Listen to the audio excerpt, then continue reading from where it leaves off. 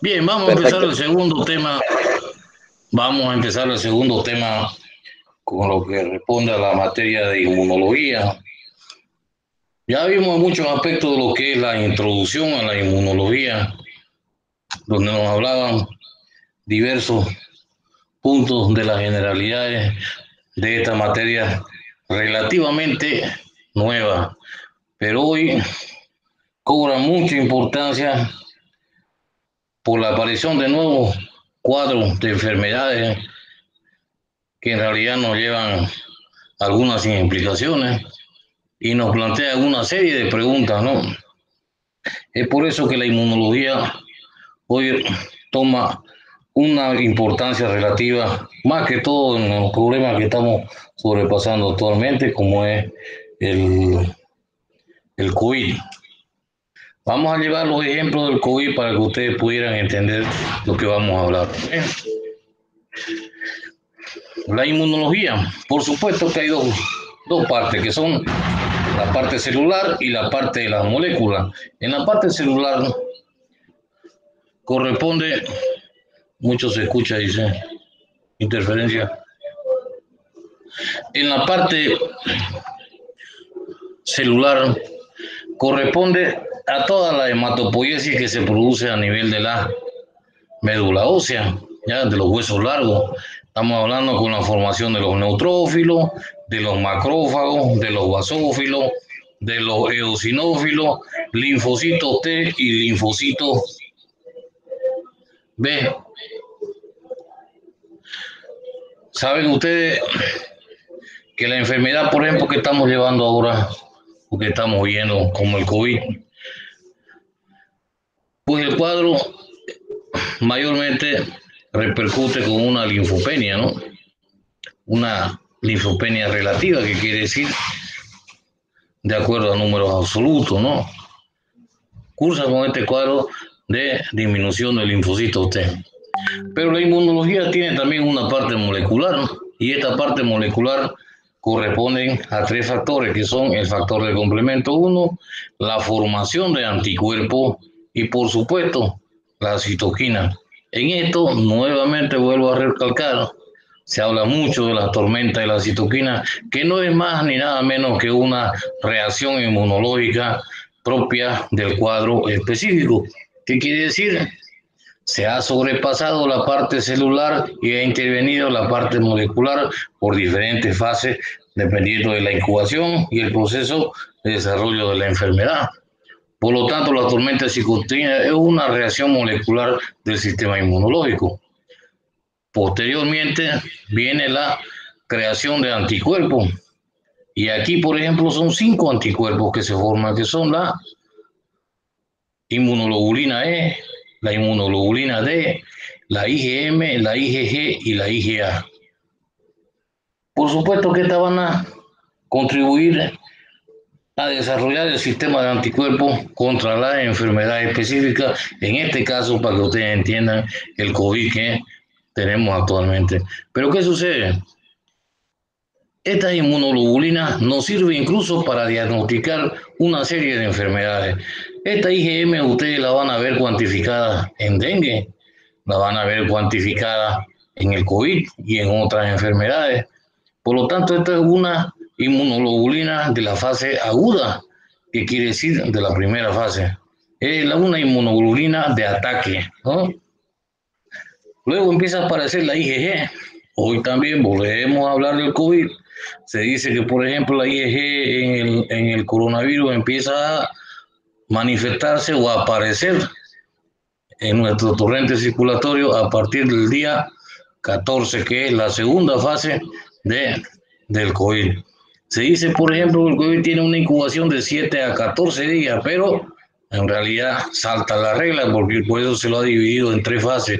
La primera fase del 1 a 7 días, el otro de 7 a 14 y una de 14 a 21 y una cuarta fase que diría de 21 a 30, ¿no? Pero la IgG, que es una IgG de memoria, o para que ustedes entiendan, una IgG de depósito, esta empieza a manifestarse a partir del día 14. ¿Qué quiere decir? Cuando ya nuestro organismo ha tenido éxito en la resolución del cuadro o está contribuyendo para que se bloquee la acción del virus en nuestro organismo, ¿no?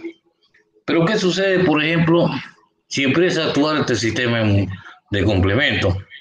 Ya hubo la tormenta de la citoquina, ya hubo la formación de anticuerpos a través de la inmunoglobulina. Por supuesto que después viene la activación del sistema de complemento. Esto es como la última fase del ataque del antígeno hacia nuestro organismo. ¿Y cuál es lo grave de esta fase? El sistema de complemento 3. Porque en este sistema de complemento 3, C3, se produce una autoeliminación de la célula, que quiere decir transforma la anatomía celular y aparecen poros, ensanchamientos de poros, ya pierde la anatomía regular y se produce una ozonificación de la célula que posterior muerte. Por lo tanto, una autoagresión interna con la finalidad de poder contrarrestar el antígeno. Esto ya lo vimos, sabemos que la inmunidad es una inmunidad adaptativa, una inmunidad innata que se transmite de forma vertical en su mayoría por el gen dominante, una inmunidad adaptativa que tenemos la natural y la artificial, la natural pasiva que nos da a través de la línea materna y la activa a través de una infección, o sea, adquirir una enfermedad que nos va a hacer producir anticuerpos para posteriormente contrarrestar esa misma enfermedad. La pasiva que se adquiere a través de la lactancia materna, que es el primer paso de la inmunidad hacia el feto, ¿no? Hacia el neonato. La artificial tenemos la pasiva por transferencia de anticuerpos y la activa a través de inmunización. La pasiva es la transferencia de anticuerpos. Otra vez volvemos al ejemplo del COVID. La pasiva transferencia de anticuerpos, esto se da a través de la plasmaféresis, por ejemplo, para hacer transfusiones de plasma. Es una artificial pasiva, porque se está adquiriendo anticuerpos de otro paciente convaleciente que sufrió la enfermedad. Y estos anticuerpos se lo están pasando al paciente que en realidad no tiene esa opción o está batallando contra la enfermedad, con la finalidad de poder contrarrestar el antígeno, ¿no? La activa a través de inmunizaciones. Posteriormente se habla mucho de que la única solución para poder contrarrestar el COVID es la creación o la formación de una vacuna que esperemos que aparezca contra la enfermedad, ¿no? Aquí hay otro cuadro. La inmunidad dice etimología, definición, componente, respuesta inmunitaria. La inmunidad, la etimología dice inmunitas, que es la palabra latina, ¿no? Que es la protección contra la enfermedad. ¿Cuál es la definición de inmunidad? Es ciencia experimental basada en conocimientos obtenidos a partir de observaciones experimentales. Nuevamente volvemos al ejemplo del COVID. En realidad hemos aprendido de esta enfermedad. No se olviden ustedes, por ejemplo, de que se ha hablado de la elaboración de muchos protocolos, ¿sí? Nos hemos invadido de protocolos, pero ¿cuál era el objetivo? No era tratar de entorpecer el tratamiento que se estaba haciendo, sino la finalidad era buscar soluciones para poder contrarrestar la enfermedad. ¿Ya? Tal vez porque ustedes entiendan, de los 100 protocolos que aparecieron, tal vez de esos 100 ya hemos llegado a obtener unos 3 que nos está haciendo ser mucho más efectivos contra la enfermedad. Y ustedes se preguntarán, hoy por ejemplo, se está hablando mucho de la obtención de plasma a través de una plasmaféresis con la finalidad de ser transfundido a personas que están padeciendo el coronavirus. Bueno, eso ha sido la ciencia experimental, ¿no? Basada en conocimientos obtenidos y uno que se dice que ha tenido bastante efecto oportuno y efectivo para contrarrestar la enfermedad, ¿no? Eso es bueno, ¿no? Demuestra que nuestros profesionales son excelentes, ¿ah? Otro de los componentes de la inmunidad tenemos la inmunidad innata y la inmunidad adaptativa. La inmunidad innata es la primera línea de defensa. La inmunidad adaptativa es la inmunidad humoral y la inmunidad celular, que ya nos referimos, ¿no? La respuesta inmunitaria es el reconocimiento, activación, la regulación y la efectora de un mecanismo de para contrarrestar antígenos posteriores, ¿no? La inmunidad innata se la conoce con otros nombres, como son la inmunidad natural y la inmunidad espontánea, ¿no? ¿Cuáles intervienen ahí? Por supuesto, la piel, a través de la piel. Se dice, por ejemplo, que el sistema inmunológico no descansa, está trabajando durante 24 horas al día. ¿Cómo lo hace? A través de la piel. Es el primer contacto que tenemos con un sinnúmero de enfermedades.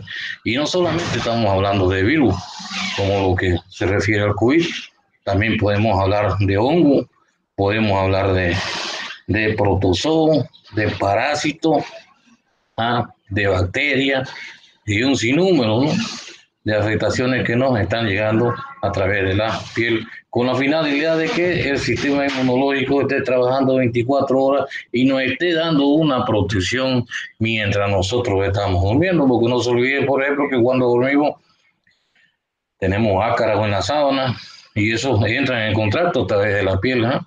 Y mientras estamos durmiendo, el sistema inmunológico se sigue activando, ¿no? La inmunidad innata tiene las características, ¿no? La primera línea de defensa es la más antigua filogenéticamente, ¿no? Vamos a hablar de un tema que me interesa mucho, ustedes se lo voy a dar, es sobre de dónde aparece, por ejemplo, cuál es la formación o la creación de nuestro sistema inmunológico, ¿ah? ¿De dónde proviene el sistema inmunológico? Y eso vamos a ir viendo que en realidad es un préstamo de diferentes organismos, ¿ah?, con la finalidad de ir aprendiendo, ¿no? Eso ha hecho la evolución durante muchos años. Con el padecer diferentes enfermedades vamos aprendiendo y nos vamos aprendiendo a defender de esa enfermedad. Y esa queda como una respuesta o una memoria dentro de nuestras células. Nuevamente volvemos al COVID.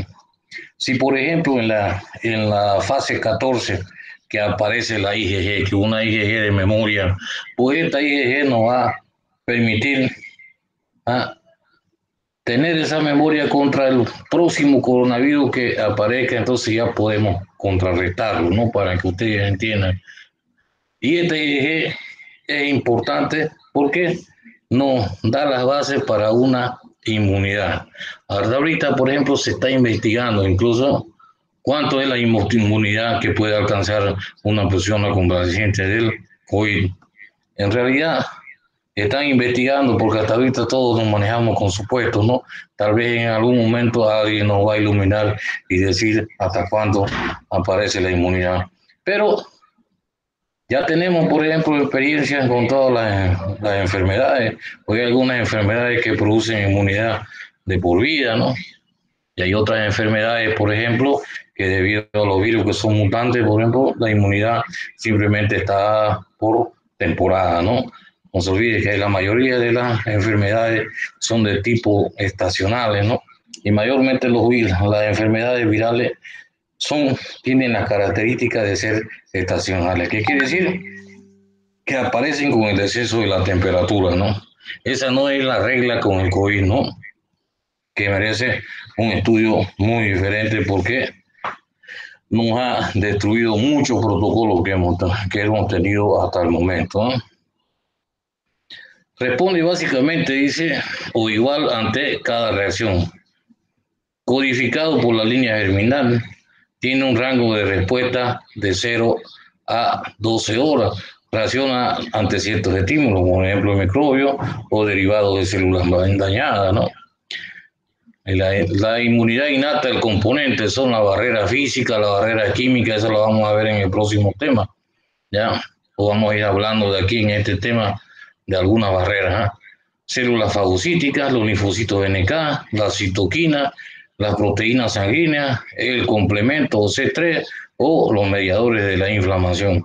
No se olviden que la respuesta inmunológica del organismo está dada a través de la presencia de una inflamación, ¿ya?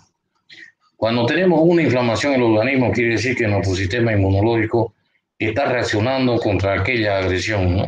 Le dije el ejemplo de la BCG.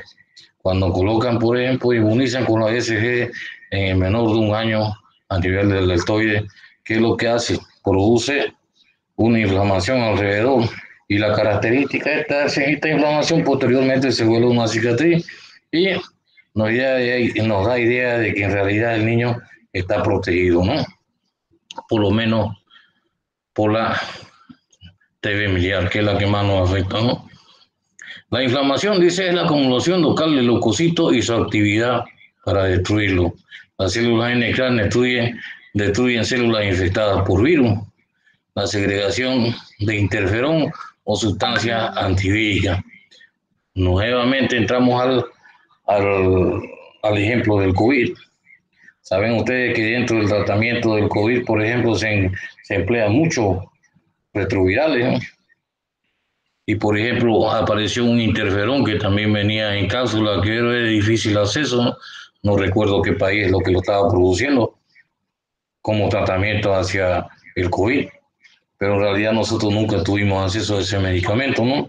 Actualmente existen, por ejemplo, retrovirales que están dentro del programa de VIH, como la Caletra, que se llama, que también se utiliza dentro del tratamiento del COVID.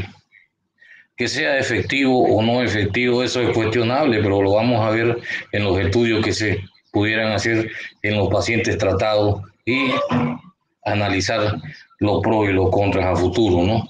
Y veremos si en realidad fue efectivo el uso del Caletra o no, ¿no? O otros medicamentos, como por ejemplo el empleo de la ivermectina o el empleo de la hidroxicloroquina también. Eso se lo verá con estudios básicos realizados en nuestro medio, ¿no? Complemento o el complemento C3 tiene 3 vías de acción, que es la vía clásica, la vía alterna y la vía de la lecitina. ¿Cuál es el objetivo de este complemento?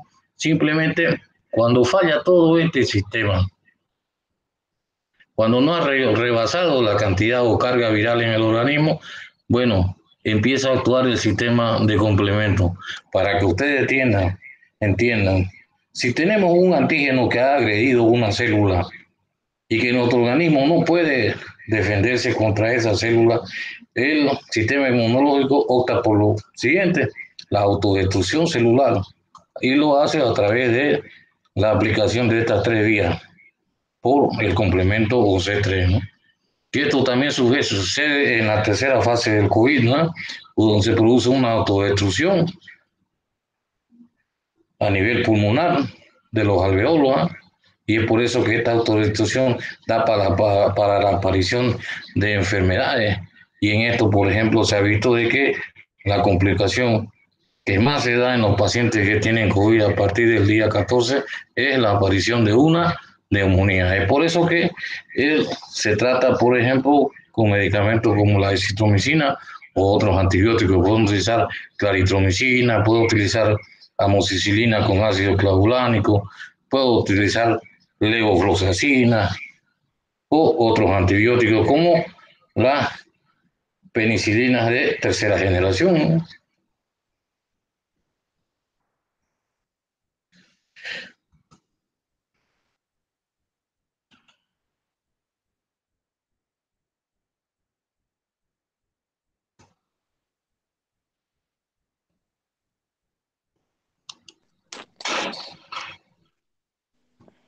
Bien, sigamos. La inmunología, dice, ¿no? Actúa, dice, contra cualquier material ajeno, lo que llamamos antígeno. Pues existe una barrera principal en el organismo que está dado por la piel, ¿no? Que actúa, por ejemplo, con pH bajo en la superficie y pH alto a nivel del estómago. Cuenta, por ejemplo, con proteínas, con de propiedades bactericidas, antivíricas y no específicas. Y por supuesto que después la acción es a través de la lisosima que hidroliza las paredes de la célula para producir una lisis homótica celular o una apoptosis o alteración de la anatomía celular, ¿no? Las proteínas de plasma sanguíneo, hay interferones que son proteínas secretadas por células infectadas. Estas protegen a otras células durante el periodo de la fase aguda de cualquier enfermedad, ¿no? Reacción dice por células fagocíticas, neutrófilos, leucocitos poliformes nucleares y monocitos. El sistema inmune nos protege contra cualquier clase de patógenos. Ya lo habíamos mencionado, que no solamente son los virus, ¿no? Existen otro tipo de patógenos que están siendo protegidos o nos están protegiendo el organismo a través del sistema inmunológico. Pero vamos a ver el tipo de patógenos. Existen patógenos extracelulares, intracelulares o intracelular como los virus o extracelular como parásitos o gusanos, para que ustedes entiendan, ¿no? El agente causal, por ejemplo, del patógeno extracelular como bacterias, parásitos y hongos, tenemos el Streptococcus pneumoniae, que produce la neumonía, el Clostridium tetani, que produce el tétano, el Trypanosoma cruzi, que produce el chaga, ¿no? Las bacterias y parásitos como la Bricobacterium leprae, que produce la lepra, la Leishmania donomane, esto está mal, que produce la Leishmania donomane, produce la leishmaniasis, ¿no? Y el Plasmodium falciparum produce la malaria, ¿no? En su fase más agresiva, que sería la malaria grave, ¿no? En la intracelular o virus tenemos la viruela, que produce la viruela, la influenza, o por la famosa iracineumonía, ¿no? La varicela, que produce la varicela. Extracelular, parásitos de gusano como la Ascarilomycoides, que produce la ascaridiasis, o el enchitosoma duodenales, que produce una enquistosomiasis intestinal. Pero el sistema inmune, ¿cómo nos protege de todas estas enfermedades que causan de todos estos agentes causales que producen estas enfermedades? Por supuesto, ya hablamos del sistema humoral y a través del sistema celular, ¿no? ¿Cómo nos protege el sistema inmunológico? Existe una primera línea de defensa. Tenemos la barrera física. La barrera física está dada por la piel, ¿ya? Se dice que hay 2 metros cuadrados de piel mucosa con 400 metros cuadrados. La barrera fisiológica, que tenemos la temperatura, ¿ya? El pH bajo, no se olviden de la temperatura. Cuando la temperatura sube, es una especie de protección para poder aumentar la temperatura corporal y causar una destrucción del agente agresor. En muchos casos no se logra, porque incluso la temperatura puede subir hasta más de 39 o subir mucho más, donde ya no es compatible con la vida, ¿no? El pH bajo también, los mediadores químicos que están presentes, la actividad endocítica celular o la fagocítica, o las barreras inflamatorias que también se producen como respuesta del sistema inmunológico. La barrera bioquímica y la química y física, ¿no? La barrera bioquímica están como la lisosima en la mayoría de las lágrimas, secreciones nasales y saliva, secreciones de las glándulas sebáceas, organismos comensales en el intestino y la vagina o esperminas en el semen, ¿no? Las barreras químicas y físicas, el moco, los cilios de la mucosa de la tráquea, ácidos en el estómago y, por supuesto, en la piel, ¿no? Este es un ejemplo de que el antígeno no siempre es un virus o una bacteria, a veces puede ser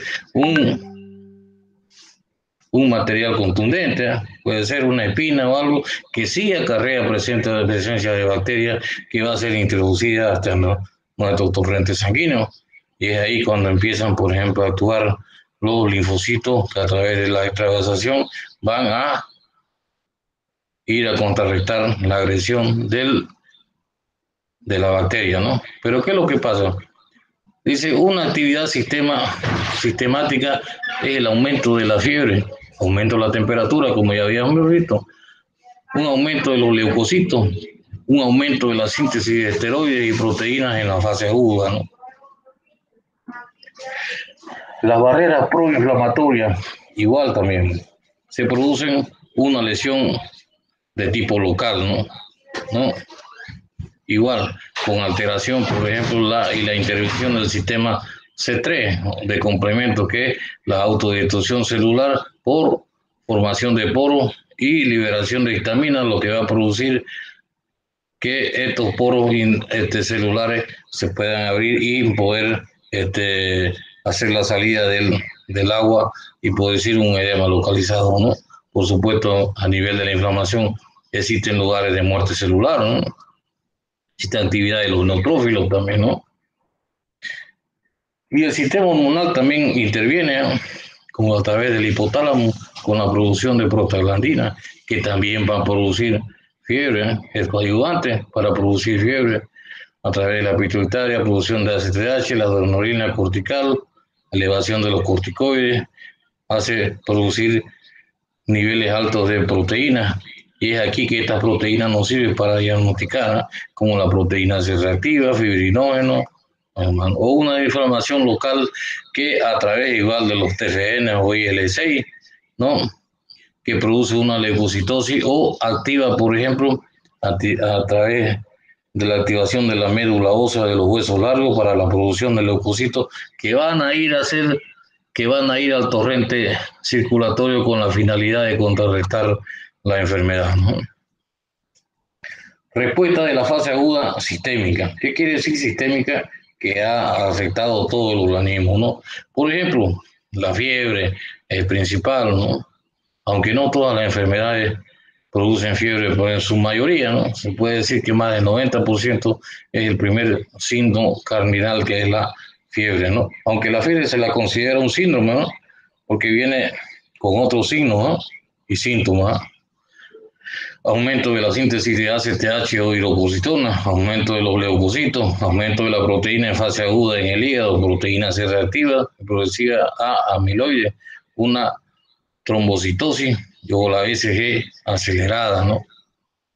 Esto da, por ejemplo, el aumento o la aparición de estos indicadores que son la interleuquina 1, interleucina 6 y la TFN-alfa, efecto sistémico de la fase aguda por redundancia en el pleiotropismo, ¿no? La segunda línea de defensa es el sistema inmune natural o innato, lo que nos transfiere de forma vertical desde los progenitores, ¿no?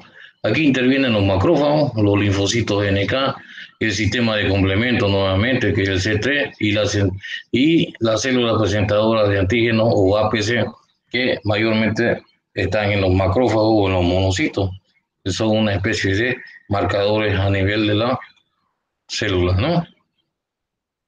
Y aquí ven, por ejemplo, nuevamente el sistema de complemento, la acción del sistema de complemento. Este sistema de complemento va a producir una exudación capilar, ¿ah? La tercera línea de defensa, el sistema inmune adquirido. ¿Qué quiere decir? Lo adquirimos a través de enfermedades o puede ser adquirido a través de una inmunización, ¿no? Tenemos los linfocitos B, los linfocitos T que intervienen y los órganos linfoideos primarios y secundarios. Organización, dicen. Los órganos linfoideos primarios intervienen en el desarrollo y la maduración. Los órganos linfoideos secundarios en la captura de antígenos, en el encuentro de antígenos-anticuerpos. Estos antígenos-anticuerpos están producidos por la inmunoglobulina, que son 5, ¿eh? No se olviden nunca. Y los efectores causantes de una respuesta, ¿no? ¿Cuál es la estructura? Muchos órganos y tejidos diferentes intervienen en esta actividad, ¿no? Componentes del sistema inmune. Dice, las células del sistema inmune derivan de precursores localizados en la médula ósea que se generan a través de la hematopoiesis, ¿no? La filogenia. Toda célula sanguínea proviene de la célula madre hematopoietica o la hematopoietic stem cell, o más conocida como célula stem cell o la célula madre, ¿no? ¿Dónde se encuentra esto? Se desarrolla a nivel del saco embrionario, en el hígado fetal y en el vaso. Son pluripotentes el stem cell, capaces de diferenciar, de tener una diferenciación o muy diversa en diferentes células, porque tenemos la línea roja, la línea blanca a nivel de la sangre, ¿no? La célula protección pluripotencial que tenemos, la célula progenitora linfóide, que produce los linfocitos B, los linfocitos T y los linfocitos NK. La progenitora amiloide que puede producir las líneas rojas, las blancas y las plaquetas, según factores de crecimiento o de microambiente, ¿no? La célula de stem cell se considera como una de cada 50.000 en la célula de la médula ósea, ¿no? ¿Por qué, por ejemplo, el microambiente? Porque se ha visto, por ejemplo, que hay algunos pacientes que viven en las alturas, por ejemplo, y esto produce que se altere el normal crecimiento del volumen sanguíneo, ¿no? Lo que da una enfermedad que ya vamos a estudiarla posteriormente, ¿no? Enfermedad de las alturas. La línea linfoide y la línea amiloide. La línea linfoide están los linfocitos, que se diferencian en el timo y en la médula ósea. En el timo se diferencia en linfocitos T. Estos linfocitos T se diferencian en el CD4, CD8, en los linfocitos T y en el linfocito CD4 y CD8. Es importante este linfocito CD4 y el CD8 para la enfermedad más propiamente en el SIDA que vamos a ver. Y los linfocitos NK, ¿no? En la médula ósea se diferencian los linfocitos B, la célula plasmática y por supuesto la diferenciación de los diferentes anticuerpos. En la línea amiloide tenemos parte de la célula madre o célula pluripotencial que divide estos dos tipos de células. La línea amiloide, tenemos la célula amiloide, produce las células presentadoras de macrófagos, monocitos y células dendríticas, que también son partes de macrófagos, ¿no? Las dendríticas son células situadas en el sistema nervioso central, ¿no? La célula amiloide tenemos los granulocitos, tenemos los neutrófilos, los eosinófilos y los basófilos. Los basófilos y las plaquetas, ¿no? Que también son parte de la formación de la célula madre, ¿no? Factores de crecimiento y citoquinas o la hematopoietica, de las células hematopoieticas. Las glicoproteínas ácidas, dice, son factores estimulantes de colonia, dice. Por ejemplo, los macrófagos, los granulocitos y monocitos, la eritropoietina y la trombopoietina, ¿no? Reemplazo de un gen normal por un gen mutante o una forma alterada del gen, por ejemplo, ratones transgénicos si lo llevo, o ratones eliminados si le faltan. Esto vamos a ver en un tema aparte que se llama los antígenos monoclonales, cómo se hacen o cómo se producen y para qué se utilizan, por ejemplo, en el diagnóstico de las enfermedades neoplásicas, ¿no? Factores, dice, de transcripciones esenciales.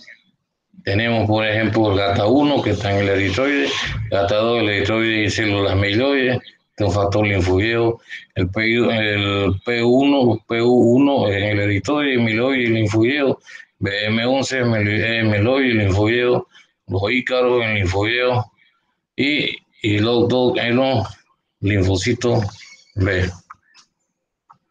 Regulación de la hematopoiesis es un proceso continuo que mantiene estado balanceado entre muerte y producción. Por ejemplo, los eritrocitos o los glóbulos rojos tienen una vida media de 120 días. Los leucocitos, que lo vemos en los procesos inflamatorios agudos, que están entre 3.7 a 10.000, ¿no? por día, ¿no? Se van regularizando y se van destruyendo. Control del nivel de tipo de citoquina producida por el electroma de la médula ósea. La producción de citoquinas hematopoieticas por otras células como los linfocitos D activados y los monocitos. Regulación de la expresión de los receptores para citoquinas por las células de stem cell y en sus progenitoras, ¿no? Con las dos divisiones que ya mencionamos. Y la remoción mediante inducción de apoptosis o célula o muerte celular programada, ¿no? Esta es la muerte celular programada. La necrosis es una acción de desintegración que se produce más probablemente en la inflamación, ¿no? La apoptosis, aquí hay un estímulo que está cambiando la anatomía normal de la célula, que esto produce también la autodestrucción, ¿no? Mayormente eso se produce por acción de los fagocitos con la finalidad de autodestruir el antígeno que está causando daño, ¿no?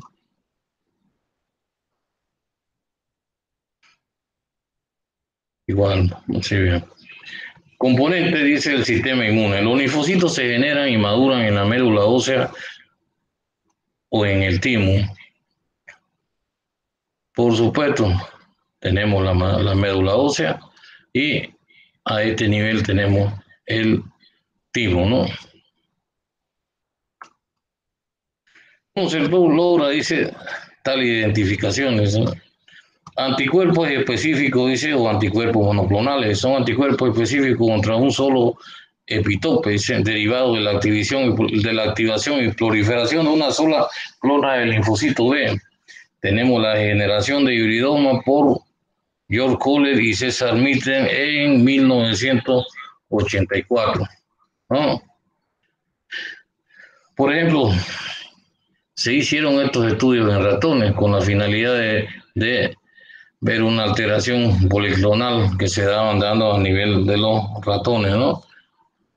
Vamos a hablar. La unión, dice, de una clona B normal activada productora en anticuerpos, una célula de mieloma, neoplasia o la célula plasmática. Es importante una investigación para diagnóstico y la terapéutica. Esto vamos a hablar en un tema aparte, donde vamos a hablar específicamente de los antígenos monoclonales, para qué sirven y cómo lo estamos utilizando en medicina, ¿okay? Se pueden utilizar, por ejemplo, en la detección del embarazo, diagnóstico de agentes patógenos, medición de niveles séricos, estudios de antígenos en sistema de histocompatibilidad. Este sistema de histocompatibilidad es nuestro carnet de identidad como raza humana, ¿no? La detección de antígenos elaborados por tumores. En esta parte también los estamos utilizando con la generación de marcadores en la EFE, que nos denota, por ejemplo, para llegar a un diagnóstico de malignidades en ciertos tumores que se presentan en diferentes órganos. Lo utilizamos también para poder detectar los antígenos monoclonales, ¿no? Que más que todo ahora lo llamamos como marcadores. La detección y localización de tumores como el sea de mama, la inmunotoxina, bomba química por Shigella, difteria, ricina versus ciertos tumores como leucemia, linfoma y otros, ¿no? Los linfocitos B, A, células efectoras, células B de memoria y células plasmáticas intervienen, ¿no? Linfocitos T, T de ayuda, CD4, CD8 y linfocitos T de memoria. Esto es importante, lo vamos a ver cuando tengamos a hablar del tema de SIDA, ¿no? Las células natural killer, CD4, CD8 y CD16. No existen, dice, células natural killer de memoria, sino son células de ataque de forma específica en la fase aguda, ¿no? La inmunidad humoral y la inmunidad celular. Para más comprensión aquí, los microorganismos extracelulares intervienen la inmunidad humoral y la inmunidad celular en microorganismos fagocitados, dice, por un macrófago y microorganismos intracelulares, por ejemplo, virus replicándose dentro de la célula infectada. Los linfocitos que responden son los linfocitos B y la inmunidad celular tendremos los linfocitos T, citotóxico y el cooperador, ¿no? En el mecanismo efector, aquí, mediante la creación de anticuerpos secretados, la inmunidad celular, por ejemplo, linfocitos T, que a través del epitope empiezan a ser como receptores de membrana, ¿no? Los linfocitos T también. Las funciones: detiene la infección y elimina los microorganismos extracelulares. La inmunidad celular activa los macrófagos para destruir los microorganismos fagocitados, destruye las células infectadas y elimina los reservorios de la infección.